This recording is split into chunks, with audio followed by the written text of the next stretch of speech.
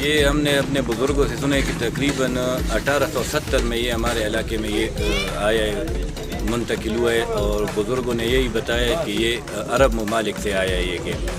اور یہ جو ابھی گیم شروع ہے، کھیل شروع ہے، یہ نمائشی میچ ہے. اس میں ایک بندہ ایک گاؤں کا آتا ہے، ایک ٹیم کا آتا ہے اور ایک دوسری ٹیم کا آتا ہے.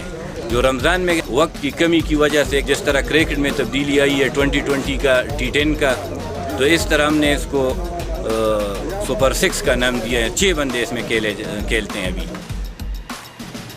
عمر کا حد اس میں کوئی نہیں، لیکن جو بزرگ ہوتے ہیں، یہ جو کمان ہے جس کو تیر کمان کہتے ہیں، لندہ پشتوں میں ہم لندہ کہتے ہیں، اس کو قابو کرنا تھوڑا سا مشکل ہوتا ہے.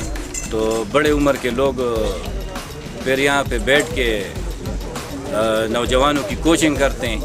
یہ 2 کھیل ہیں اس کے، ایک ہے نمائشی ٹورنامنٹ ہوتا ہے اور ایک ہوتا ہے تو 2 گاؤں کے بیچ میں کھیلا جاتا ہے. وہ سیریز ہوتا ہے 7 دن 9 دن 11 دن جو بھی وہ جو ان کے مشران ہیں، بزرگ ہیں، وہ فیصلہ کر لیتے ہیں.